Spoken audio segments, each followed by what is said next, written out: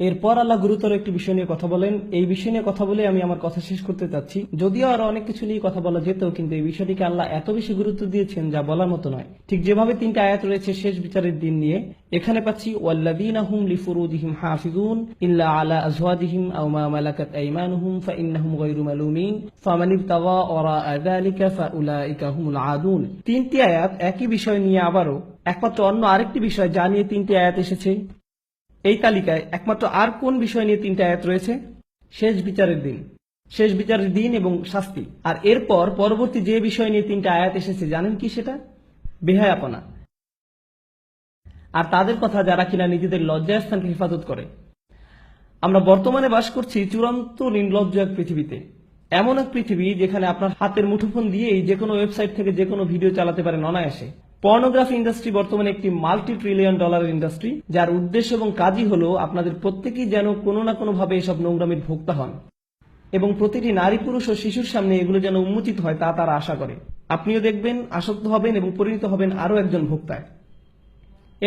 এটাই হলো আমাদের সমাজকে দিয়ে পর্নোগ্রাফির উপহার। এটা তৈরি করছে অমানুষ, মানুষকে পরিণত করছে পশুতে, যৌন বিকারগ্রস্ত মানুষে। এবং আপনাদের মধ্যে এই দুর্ভাগ্যক্রমে কারো কারো এই আসক্তি রয়েছে, এবং আপনারা এইসব জঞ্জাল অনলাইনে দেখছেন। আপনারা দেখেন এবং নিজেদের বিভিন্ন মোবাইল ডিভাইসে এবং অ্যাপে সেভ করে রাখেন, এবং এই নিয়ে আপনাদের ভিতরে আর কোনো খারাপও লাগে না, কেননা আপনারা নিজেরাই মনে মনে নিজেদের জন্য এগুলোকে গ্রহণযোগ্য ধরে নিয়েছেন। হয়তো মাঝে মাঝে এই নিয়ে একটু অনুশোচনা হয়, কিন্তু আবারও আপনি ফিরে যান সেদিকে। আপনি ভাবছেন অন্তত আমি তো কারো ক্ষতি করছি না, অন্য কাউকে তো দেখাচ্ছি না, নিজেই দেখছি, এইটুকুই ঠিক আছে। কিন্তু জানেন আসলে কি হচ্ছে? ভেতরে ভেতরে আপনার আত্মা নিঃশেষ হয়ে যাচ্ছে, আপনার সালাত হয়ে গেছে অন্তঃসার শূন্য। সে সময় আপনি একটু চোখের পানি ফেলতে পারেন না, কেননা আপনার হৃদয়ে আল্লাহর ভয় এতটাই কমে গেছে। কারণ হলো ওই সমস্ত নোংরামি যা আপনি দেখে আসছেন তারই ফলাফল। এগুলো আপনাকে পরিণত করেছে একটা মানুষরূপী পশুতে, যার ফলে আপনি এখন আর স্বাভাবিকভাবে তাকাতেও পারেন না। যখন একজন নারী আপনার পাশ দিয়ে যায়, আপনি যেন দেখেন একটা মাংসপিণ্ড হেঁটে যাচ্ছে। আপনার দু চোখ সর্বদাই নিরীক্ষণ করে বেড়াচ্ছে প্রত্যেককে। সারাটাক্ষণ আপনি হাঁ করে তাকিয়ে থাকেন, চেয়ে থাকেন, চোখ নামিয়ে নিতে আপনার রীতিমতো কষ্ট হয়। যখন আপনি সাবওয়েতে কিংবা ক্যাম্পাসে অথবা যখন কর্মক্ষেত্রে নয়তো রাস্তা দিয়ে হেঁটে যাচ্ছেন, আপনি পারছেন না নিজেকে সংযত রাখতে। হয়তো একটা বিলবোর্ডের দিকে তাকালেন, আপনি দ্বিতীয়বার তাকান, তৃতীয়বার তাকান। এমন একটা সুযোগ আপনি হাতছাড়া করেন না যা দিয়ে আপনার অন্তরটা কলুষিত হয়। আপনি পরিপূর্ণভাবে একজন আসক্ত ব্যক্তি। তারপর কিনা আপনি আমাকে বলেন, ভাই নামাজে মনোযোগ আনবো কিভাবে? আপনি কোন দুনিয়া বাস করছেন? কোন জগতে আছেন আপনি? ভাইরা আমার, বিশেষ করে ভাইদেরকেই বলছি, জানি কিছু বোনেরও এই সমস্যা রয়েছে। এটা অত্যন্ত দুঃখজনক বাস্তবতা। এটা একটা যুদ্ধ, এবং এই যুদ্ধ যে কোনো সামরিক যুদ্ধের চেয়েও ভয়ঙ্কর। এটি সেই যুদ্ধ যা কিনা ধ্বংস করে দিচ্ছে আমাদের অন্তরকে। এই জিনিস আমাদের ঘর পর্যন্ত প্রবেশের পথ করে নিচ্ছে, রাস্তা বানিয়ে নিচ্ছে। আচ্ছা, আমিও চাই আমাদের সন্তানদেরকে এসবের হাত থেকে যত দূর সম্ভব বাঁচাতে, কিন্তু যখন আমার সন্তান স্কুলে যায়, সেটা ইসলামিক স্কুলই হোক না কেন, খুবই উজ্জ্বল সম্ভাবনা রয়েছে যে কেউ একজন হতে পারে তারই এক বন্ধু তার আইপ্যাড বা অনুরূপ কোনো মোবাইল ডিভাইস নিয়ে এসে বলবে, দেখো দেখো সবাই। এটা খুবই বাস্তব একটা চিত্র, মোটেই কাল্পনিক কিছু নয়। এজন্যই আমাকে আমার সন্তানদেরকে প্রস্তুত করতে হবে এই কুৎসিত কদাকার জগৎ সম্পর্কে, যার মুখোমুখি তারা হবেই এক সময়। এর থেকে পালানোর আর কোনো পথ নেই, আসলে কোনো মুক্তি নেই। আপনারা ইসলামিক লেকচার দেখছেন ইউটিউবে, নিশ্চয়ই দেখে থাকবেন যে সেখানে যে কোনো ভিডিওর পাশ দিয়ে ফলো আপ ক্লিপগুলো দেয়া থাকে, তার মধ্যে একটা না একটা বাজে জিনিস থাকবেই। আর আমার মনে হয় না এটা নিছক দুর্ঘটনা। এমন না যে সবকিছুতে আমি ষড়যন্ত্রের গন্ধ পাই, তবুও আমি মনে করি না এগুলো এমনি এমনি হচ্ছে। আর আপনাদের বেলায় আসলে কি হয়? আপনি একটা ভিডিও দেখছেন, পাশে একটা বাজে জিনিস দেখে ক্লিক করলেন, আবার আরেকটাই ক্লিক করলেন, আবার আরেকটাই ক্লিক করলেন, শেষ পর্যন্ত গিয়ে ওইসব জঘন্য কিছু একটা আপনি দেখে ফেললেন। ওয়াল্লাযীনা হুম লিফুরুজিহিম হাফিজুন। বিশেষত যখন এই লজ্জাস্থানের ব্যাপার আসে, তারা তা হেফাজত করে। ভাই, আমার জন্য কি সমাধান? আমাকে বিয়ে করে ফেলা উচিত? দেখলেন না ওই দিন যেমন একজন জিজ্ঞেস করলো, আমি কিভাবে এখনই বিয়ে করতে পারি? না রে ভাই, এই জিনিসের সমাধান বিয়ে নয়। আপনি যদি একজন যৌন বিকারগ্রস্ত হয়ে থাকেন, তবে বিয়ের পরেও আপনি তাই থাকবেন। আপনার এখনই লজ্জা না থাকে তো বিয়ের পরেও আপনার লজ্জা থাকবে না। সত্যি। আপনি ভাবছেন বিয়ের মাধ্যমে আপনার সমস্যা শেষ হবে? না, আপনার সমস্যা বিয়ে নয়, আপনার সাহায্য দরকার। আপনাকে এসব বন্ধ করতে হবে। আপনার নিজেকে এভাবে কষ্ট দিয়ে থামাতে হবে, নয়তো আপনার ভেতরে আর কিছুই অবশিষ্ট থাকবে না। কদিন আগে একটা ইমেল পেলাম একজন টিনেজ বালকের থেকে, যে কিনা পর্নোগ্রাফিতে আসক্ত। নামবিহীন ইমেল। সে লিখেছে, আমি নিজেকে মেরে ফেলতে চাই, আমি পারছি না বন্ধ করতে। আমি 11 বছর বয়স থেকে এগুলো দেখছি, আমার বাবা মা কিছু জানেন না, আমি এগুলো পড়ি আর কাঁদি। কারণ এই ছেলে তো একা নয়, এরকম লক্ষ লক্ষ মুসলিম ছেলে মেয়ের আজ এই অবস্থা, লক্ষ লক্ষ। আমাদের ওদেরকে সাহায্য করতে হবে, যা কিছু পারি তাই করতে হবে। এগুলো প্রতিরোধ করার জন্য আমাদের $1 ট্রিলিয়ন বিজ্ঞাপন ব্যবস্থা নেই। আর এটাও আমার জন্য বলাটা বাস্তবসম্মত হবে না যে এইসব ফেসবুক, ইউটিউব, টুইটার, ইন্টারনেট এসব হারাম। এটাই বাস্তবতা। এগুলো এখন অক্সিজেনের মতো একটা স্বাভাবিক ব্যাপার। আমরা শুধু যা করতে পারি তা হলো আমাদের তরুণদের সাথে এই বিষয়ে পরিপক্ক কথাবার্তা বলতে হবে এবং তাদের শেখাতে হবে কিভাবে এইসব জিনিসকে মোকাবেলা করতে হয়, এগুলোর ফাঁদে না পড়ে। এখানে যারা প্রাপ্তবয়স্ক আছেন, ইন্ডিয়ান মুভি দেখা বন্ধ করুন ভাই। আপনি কেন এসব লেকচারে অংশগ্রহণ করছেন? কথা বলছেন সালাত নিয়ে, সালাতের গুরুত্ব নিয়ে, অথচ নিজেদের সংযম ধরে রাখতে পারছেন না। মা, মেয়ে, স্বামী, স্ত্রী, বোনেরা মিলে একসাথে যা ইচ্ছা দেখছেন, কি না দেখছেন। আল্লাহ, থামুন, বন্ধ করুন এসব, থামুন। ওয়াল্লাযীনা হুম লিফুরুজিহিম হাফিজুন, তারা তাদের লজ্জাস্থান হেফাজত করে। লজ্জাস্থানের হেফাজত করা মানেই যে ব্যভিচার, জিনা না করা তা কিন্তু নয়।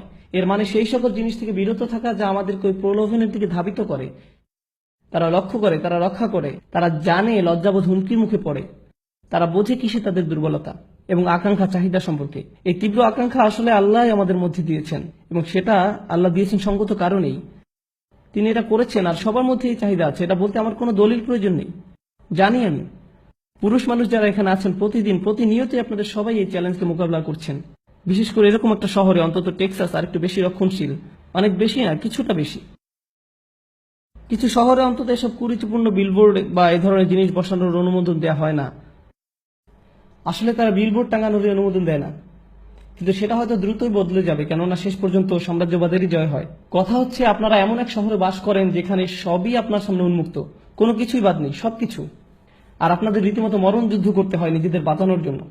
এই অনুচ্ছেদটিতে এমনকি খুব বেশি বড় লক্ষ্য অর্জনের কথা বলা হয়নি, এখানে কেবল ন্যূনতম অংশটুকু এসেছে। আগেই বলেছি আপনাদের, তাই না?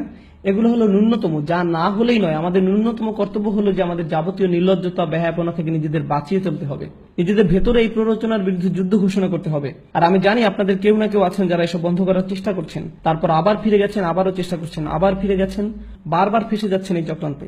জানি আমি, অনেকেরই এমনটি হচ্ছে। আপনারা যুদ্ধ করে যাচ্ছেন এর সাথে, তবে হাল ছেড়ে দিবেন না। আর সেজন্য যা প্রয়োজন করুন, কখনো একা থাকবেন না, সব সময় ভালো বন্ধুর সাথে থাকুন, লাইব্রেরি চলে যান আর সেখানে পড়াশোনা করুন। এমন কোথাও চলে যান যেখানে আপনার আশেপাশে আরো মানুষ থাকবে, কারণ আপনি যখন একা থাকেন শয়তান আপনাকে একা পেয়ে বসে। আর আল্লাহর ভয় যদি আপনার মনে যথেষ্ট না থাকে, তবে অন্তত মানুষের ভয় যদি কাজ হয়, অন্তত নাই হোমার চেয়ে তো কানাবোমা ভালো। আপনারা জানেন এসব কথা অন্যখানে আমি আগেও বলেছি, বাবা মাদের আরো বলছি, যদি আপনার বাসায় কম্পিউটার থেকে থাকে, দয়া করে সেটা ল্যাপটপ না হয়, বাসার ডেস্কটপ রাখুন। আর মনিটরটা যেন বড় হয়। আর এটা নিশ্চিত করবেন কম্পিউটারটা যেন রান্নাঘর কিংবা খাওয়ার ঘরে থাকে, বসার ঘর ব্যবস্থা করবেন না। বাচ্চাদের ঘরে তো নয়, এমনকি আপনাদের শোবার ঘরেও না, খাবার ঘরে কম্পিউটার রাখবেন, একদম সবাই দেখতে পাচ্ছে এমন দিকে মুখ করে। তুমি হোমওয়ার্ক করতে চাচ্ছ, করো, মনিটর এদিক ওদিক ঘোরাতে পারবে না, সবার মুখের সামনেই থাকবে। এভাবেই আপনাকে করতে হবে, বুঝলেন? এভাবেই আমাদের সাবধানতা অবলম্বন করতে হবে। আপনার 11 বছর বাচ্চাকে স্মার্টফোন দিবেন না, কি ভাবছেন আপনি? ব্যাপারটা মোটেও স্মার্ট নয়। বাচ্চাদের আপনারা স্মার্টফোন দিবেন না। আমি কেন এমন দেখি যে ইসলামিক স্কুলে ক্লাস 2 বা 5 এর বাচ্চার হাতে আইফোন 5। আমার নিজেরও আইফোন 5 নেই, আর তাদের কিনা আছে, কিসের জন্য? আপনারা জানেন এগুলো কত ভয়ঙ্কর হতে পারে? ইল্লা আলা আজওয়াজিহিম আও মা মালাকাত আইমানিহুম ফাইন্নাহুম গায়রা মালুমিন।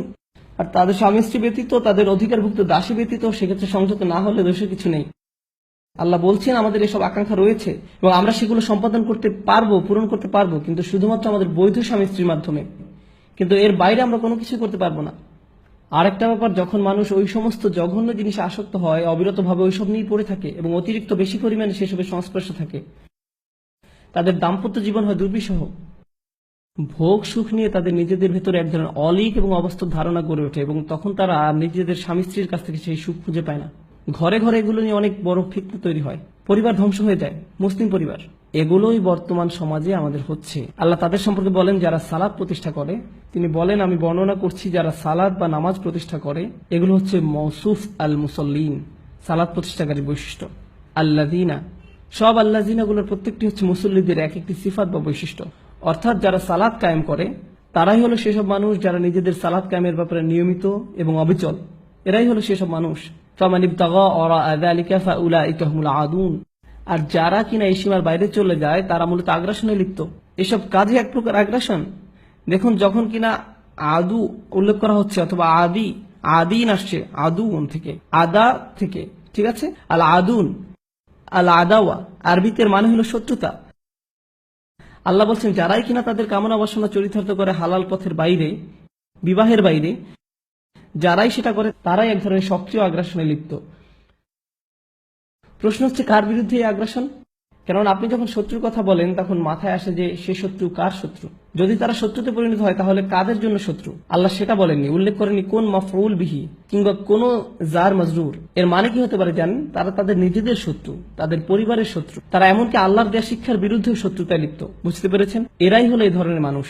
আপনার আর আমার সবচেয়ে যে গুরুত্বপূর্ণ সম্পদ তা হলো আমাদের অন্তর, আমাদের হৃদয়। আর এই নির্লজ্জতা আমাদের অন্তরটাকে ধ্বংস করে দেয়, নিশ্চিহ্ন করে দেয়।